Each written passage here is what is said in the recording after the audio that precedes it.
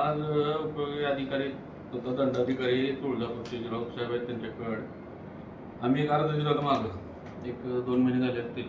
Renew green energy solution private limited ही जी कंपनी आहे तर आपल्या तुळजापूर तालुक्यामध्ये त्यांचं ट्रान्समिशन लाईनचं काम चालू आहे। त्याला विरोध म्हणून आमची शेतकऱ्यांना पैसे द्या म्हणून आम्ही त्यांच्या विरोधात एक अर्ज दिला होता। त्या अर्जावरची सुनावणी आज होती, परंतु त्या सुनावणीमध्ये काही कागदपत्र उपलब्ध नसल्यामुळं किंवा कंपनीकडून काय अजून लिखित स्वरूपात काही विषय आला नसल्यामुळं सुनावणी 14 तारखेपर्यंत तहकूब केली आणि 14 तारखेला ती सुनावणी होणार। तर त्यामध्ये एक विषय असा झाला की कंपनीने काय केलं, पेड प्रोटेक्शन घेतलं त्यांनी पोलिसचं आणि काम चालू केले। शेतकऱ्यांना विरोध करू नये म्हणून शेतकऱ्याला धमकी द्यायला चालू केली पोलिसांनी। तर त्या संदर्भात आता राऊत साहेबाला मी ज्यावेळेस बोललो त्यावेळेस राऊत साहेबांनी सांगितलं की बाबा त्यांच्या वकिलाला सांगितलंय 14 तारखेपर्यंत तुम्ही कसलंही काम करू नका, काम थांबवा असं त्यांनी तोंडी सांगितलं। आता लेखी आदेश करतील बहुतेक असं वाटतंय।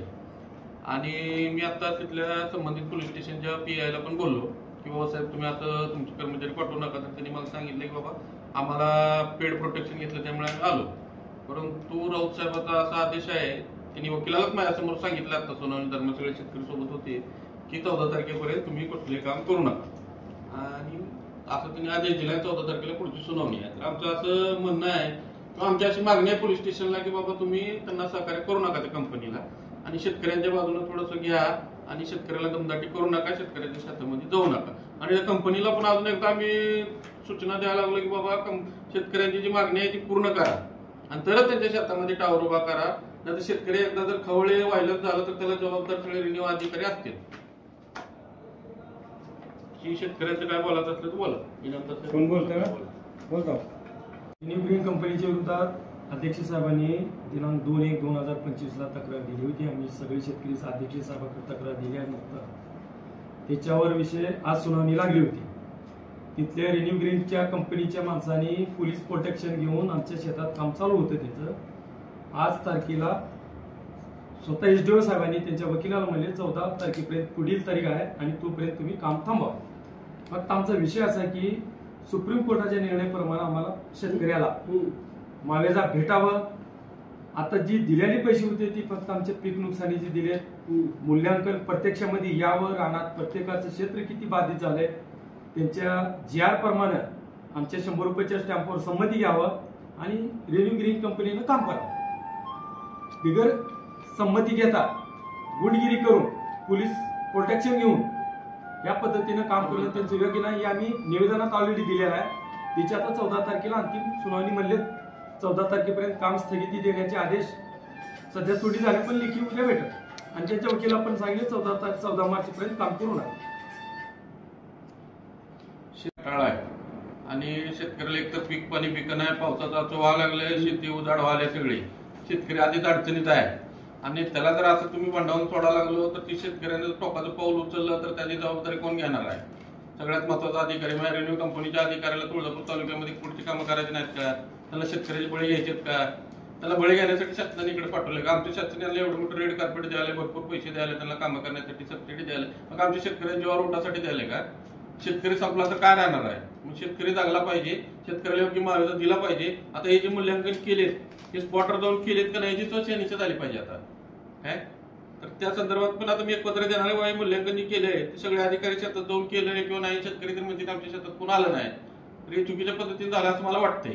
तर याची सहनिशा झाली पाहिजे। या संदर्भात मी आता नवीन जिल्हाधिकारी धाडाडीचे आले त्यांच्याकडे अर्ज देणार आहे। हे सगळे शेतकरी घेऊन मी 1-2 दिवसामध्ये कलेक्टर साहेबांकडे जाणार आहे आणि या विषयामध्ये त्यांना आता मार्ग काढायला लावणार आहे किंवा त्यांना विनंती करू आम्ही मार्ग काढा, शेतकरी जागला पाहिजे आणि शेतकऱ्यांनी टोकाचं पाऊल उचल। आधी ते कर्जबाजारीपणामुळे आत्महत्या वाढल्या, पुन्हा या पॉवरच्या रिन्यू पॉवरच्या टावरच्या संदर्भात पुन्हा आत्महत्या झाल्या तर त्याला जबाबदार कोण राहणार आहे? रिन्यू कंपनीवाले जातील निघून आणि शेतकरी आमचा जाईल ना, त्याचं घर प्रपंच सगळं उद्ध्वस्त होईल ना।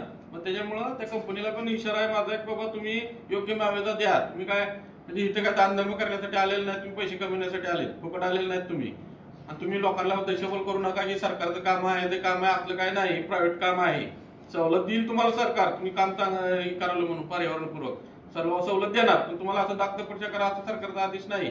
त्यामुळे तुम्ही असं खोटे नाटक सांगून शेतकऱ्याला लोबडू नका, संमती घेतली तर कुणाचंही काम करू नका। आणि पोलीस बांधवाला पण माझी विनंती आहे, शेतकरी बांधव तुमचाच आहे, त्याची काळजी घ्या, तो जागला तरच तुम्हाला सगळ्याला सगळं ही होणार आहे, नाहीतर काय होणार नाही।